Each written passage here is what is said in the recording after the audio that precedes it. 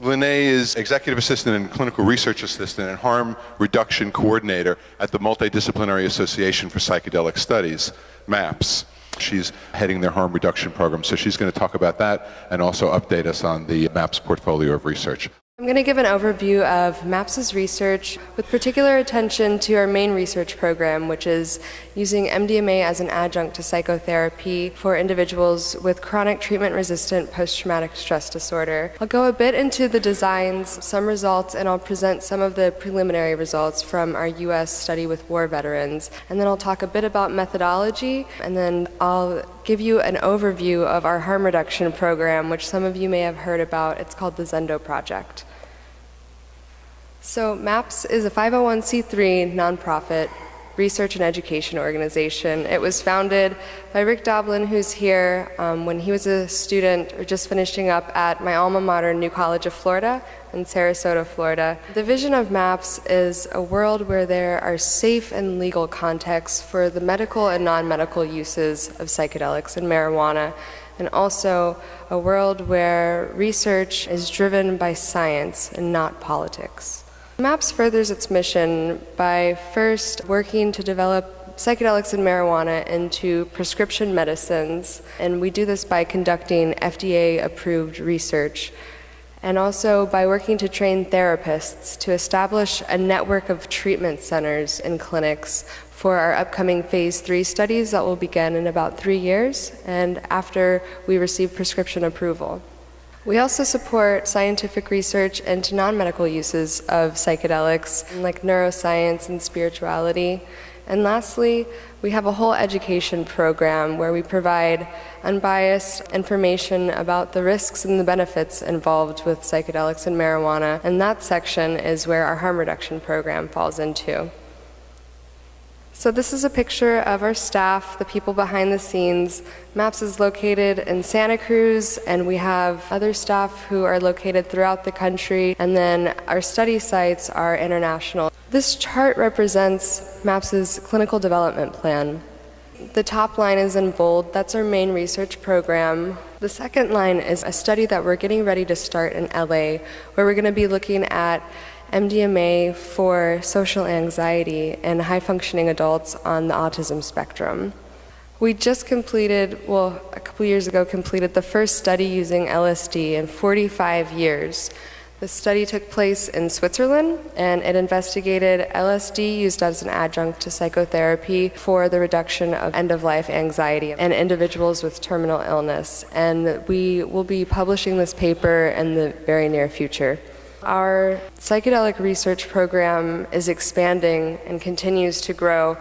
We've been trying to do a study with marijuana for over a decade, and there is still a federal monopoly on the supply of marijuana, and for this reason, the research at the federal level is roadblocked. However, if we're ever able to do this study, it will take place at the University of Arizona under the direction of Dr. Sue Sicily, and it will investigate 5 different strands of marijuana with different ratios of THC and CBD, and 50 veterans with chronic treatment-resistant post-traumatic stress disorder.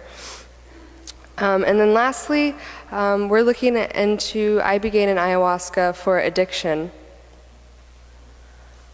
So next I'm going to give some details about our main research program, MDMA for PTSD.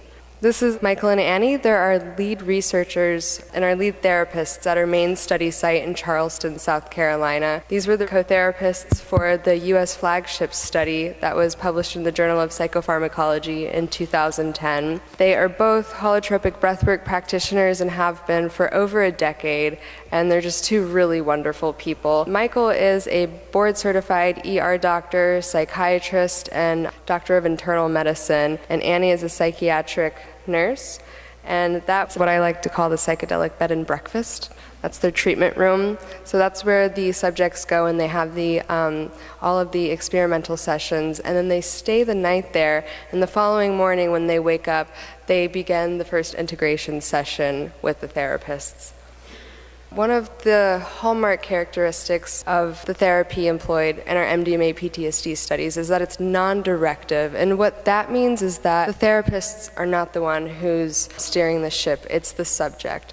If the subject comes in and has a lot of trauma that's combat related from war. They have their experimental session and they want to focus on the relationship that they had with their mother or father at a young age. That's the material that they're going to work on. Everything that comes up is treated as if it's the most important thing, and we just support the emerging experience.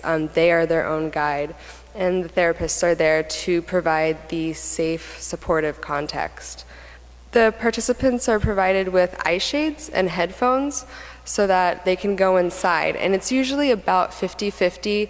They'll be inside and not talking about half time and then talking with the therapist the other half of the time. There's a lot of attention paid to the set and the setting, and there's preparatory and integration sessions.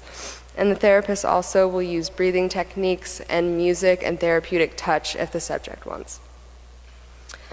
So the therapists nurture an attitude of trust and the unconscious of the subject, and the healing properties of the therapeutic process. Michael Mithofer, in his therapist training program that I got to attend last year, gives a really phenomenal metaphor. He was an ER doctor for 10 years, and he would see people coming in with, let's say, an abrasion from a motor accident, and the person has a bunch of road rash. Well, all the doctor can really do is remove the pieces of road rash and essentially remove the blockages to healing. And once that's done, the body knows how to heal itself. That's the approach that we take to this type of therapy, such that we provide the safe context, and with MDMA being used as an adjunct, the person's own inner wisdom is what will provide the healing. We encourage participants to have a beginner mind, to set aside expectations, and just work with whatever comes up and not to get ahead of the process. And to validate and value the importance of a positive, affirming experience. For some of the people that come into the treatment room, given that in our US Flagship Study, the subjects had PTSD chronically for an average of 19 years. This may be one of the first time in years that they have an experience where they feel good and they feel back inside their body. So if that's what their experience is, go with it. And we do have a criteria that we encourage the therapist to bring up the trauma gently, encourage it for discussion if it doesn't naturally come up. However, this has never had to happen. It always naturally comes up during the session. And there are 2 stages. Each stage takes between 3 and 5 months. The triangles in this chart represent the experimental sessions. They're in stage 1, placebo-controlled and double-blind, which means that neither the therapist nor the subject know what dose they're given. And we're testing out different doses and active placebos in hopes to get a dose response. There are 3 integrative sessions between each experimental session. And after the second experimental session, which is blinded, the blind is broken, the therapist and subject find out what the dose was, and then they have an option to re-enroll, start again, and have 3 full dose sessions. Okay, some results. This is our US Flagship Study that was published in the Journal of Psychopharmacology in 2010. And this chart shows you a really general representation. The outermost circle are all of the participants, and as you can see, they all qualified as having PTSD at the beginning of the study. It was chronic for an average of 19 years, and it was also treatment resistant, which means that these people had tried pharmacotherapy and psychotherapy, none of which worked. The light blue line on the inside represents the subjects who only received psychotherapy. And after the sessions, over 75% still qualified as having PTSD. And the orange line represents subjects who received both MDMA and psychotherapy together. And as you can see from this graph, less than a quarter qualified as having PTSD after the study.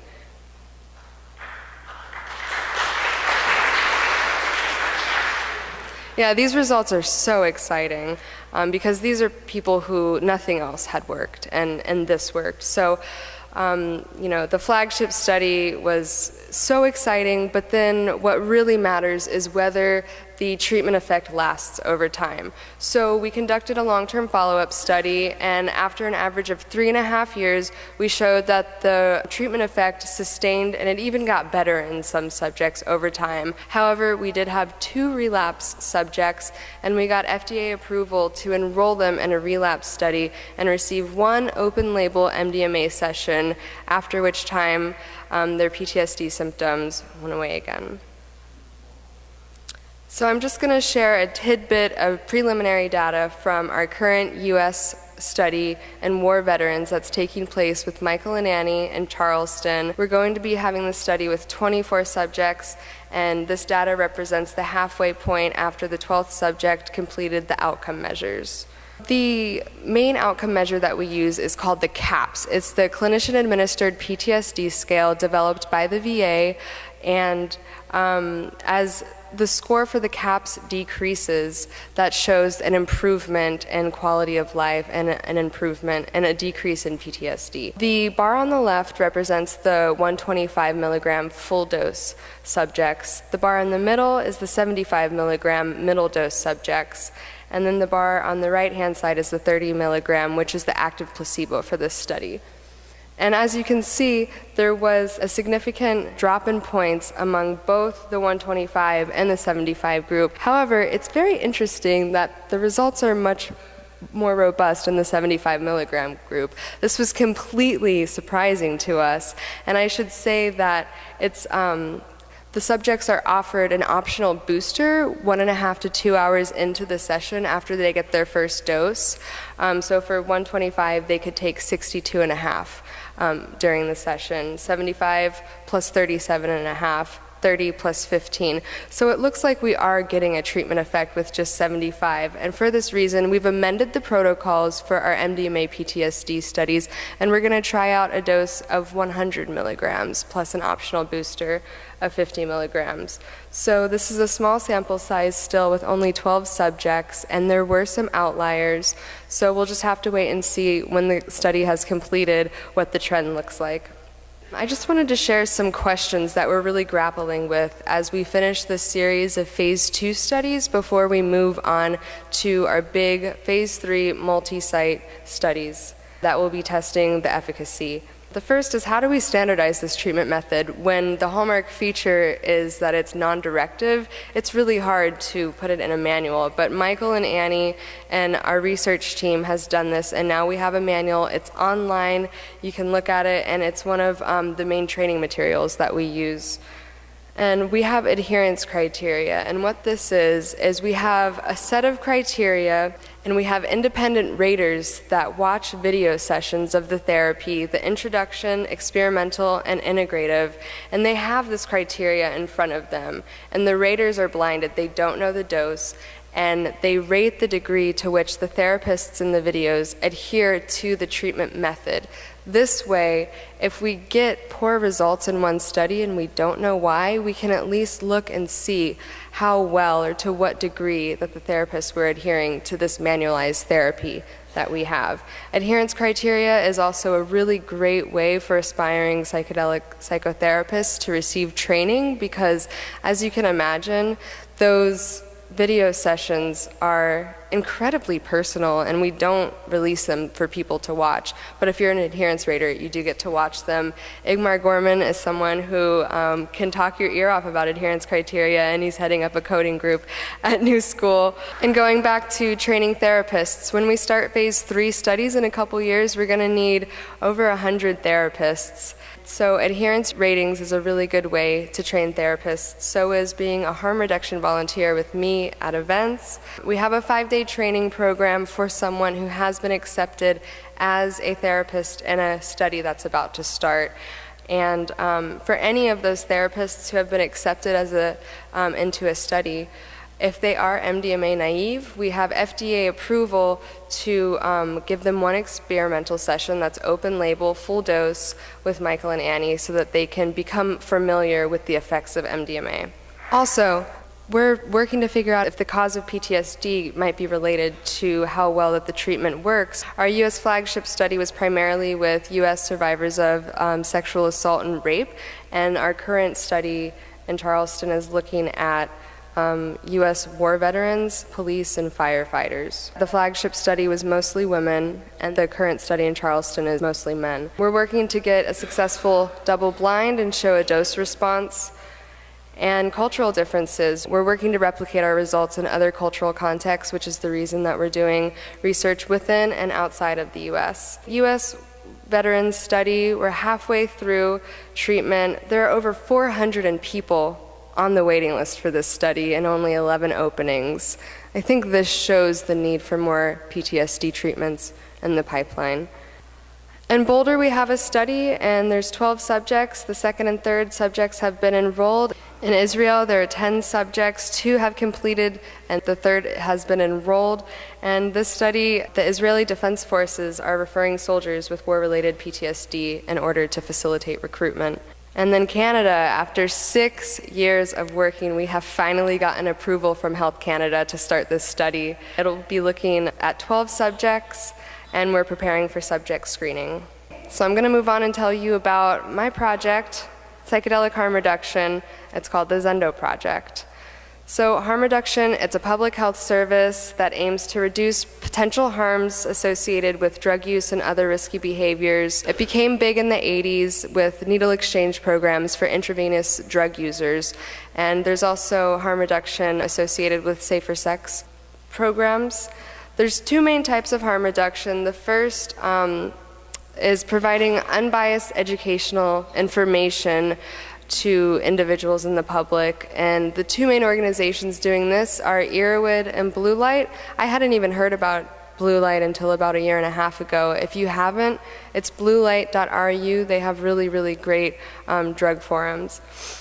And then the other type of psychedelic harm reduction is providing on-site support at events. There's various organizations that do that.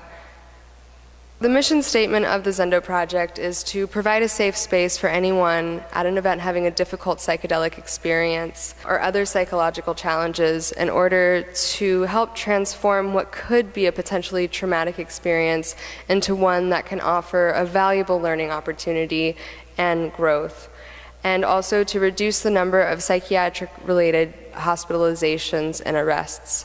Secondly, we work to create an environment where individuals can receive training about harm reduction and provide one another feedback.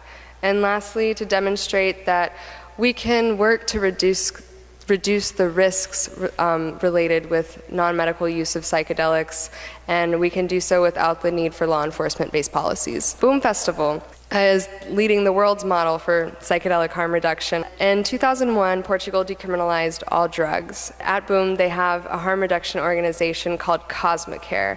And Cosmicare is located in a centralized area of the festival. Everyone knows what it is, what it's for, that you can go there, and 24/7 there's volunteers who are trained on site to offer support. It's funded by the local government and by the festival, and they have a really great group of compassionate volunteers there.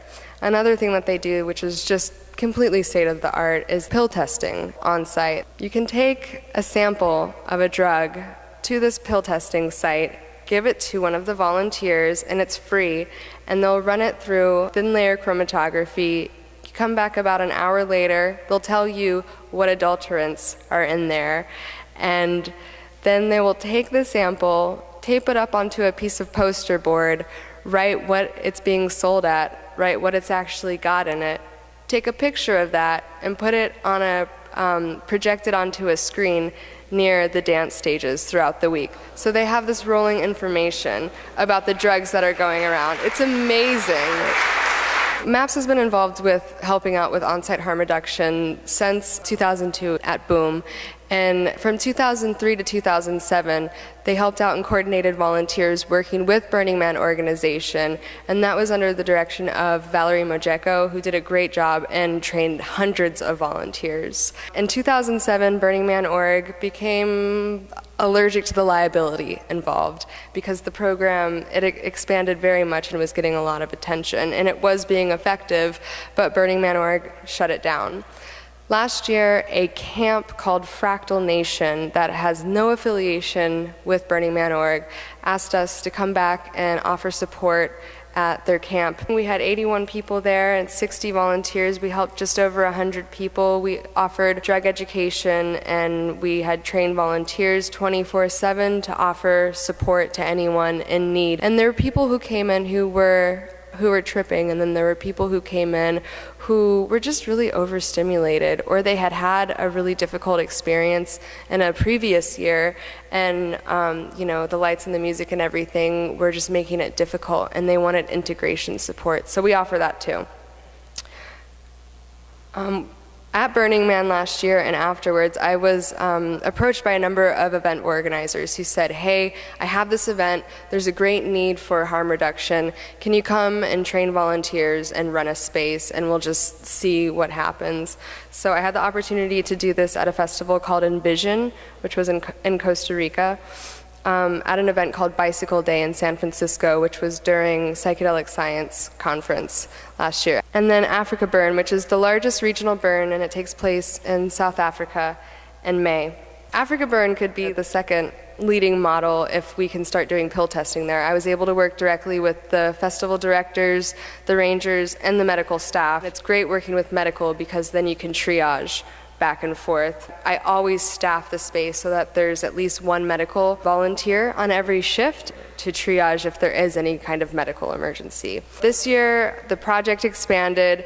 We had an art car that was donated by David Bronner, one of our board members. It's called Rainbow Bridge, and it shuttled volunteers and guests between the Zendo and a sister harm reduction space called the Full Circle Tea House, which was on the other side of the playa.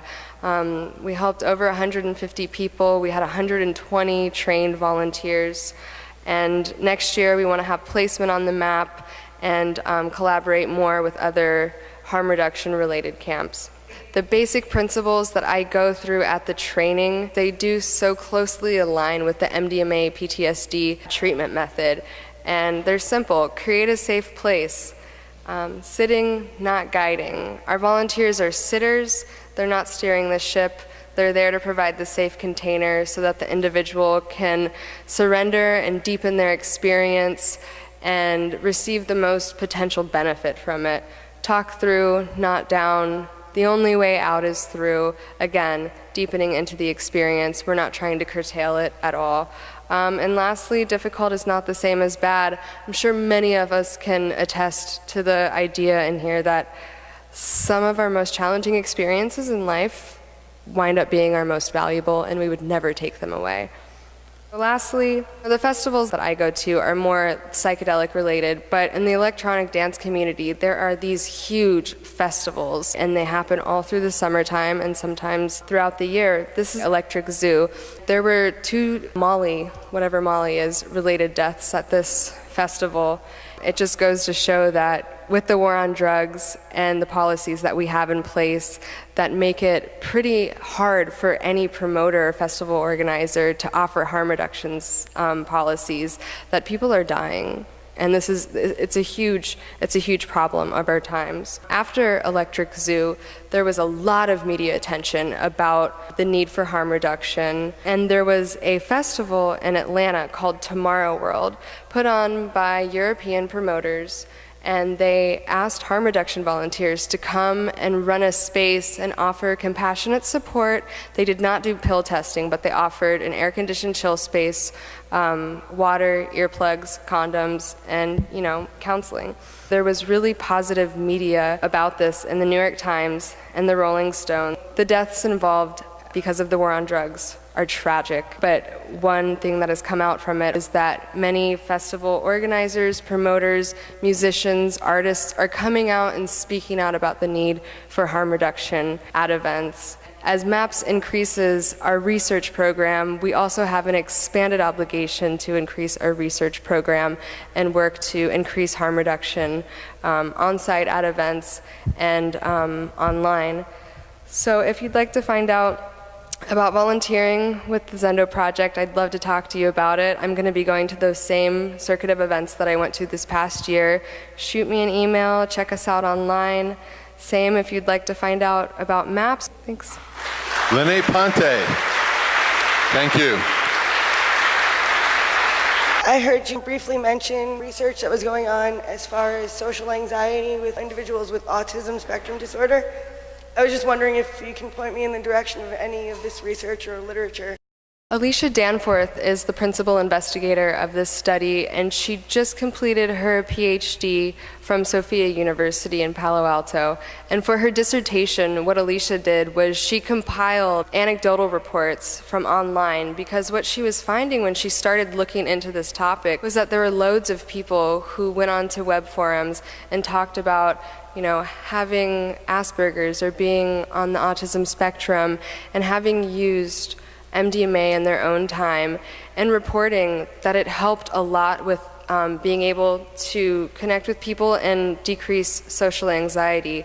So she is a good person to talk about. And also, if you have signed up for the MAPS email newsletter, we have updates about the study in there. Go to our media page and sign up, and then we'll give you updates every month about it. We're still waiting for regulatory approval, and it should be starting in a few months in LA. What advice do you have for healthcare providers who work with teens or young people who are telling you that they are using different things? What are some harm reduction-y type of information that you think is important? Harm reduction is increasingly controversial as we work with people who are young. Talk to them. Talk to them and point them in the direction of Irwin if they don't already know about it, our harm reduction page. And we have a video online on the harm reduction page. It's about 15 minutes long, and it's like a 101 how to help someone who's having a difficult experience. But more than anything, just try and educate them that whatever they're being sold on the street, if they are buying drugs recreationally, that there's a really, really high likelihood that it's not what it's being sold as.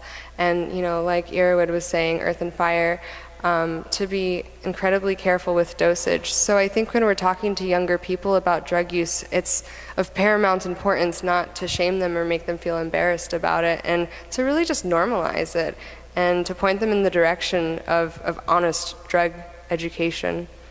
And also to speak out about it and talk about it, and to talk with parents about it, because I think one of the biggest deterrents to ending the war on drugs is the fear of parents, the fear that parents have that their children will become, will take Molly at an event and die.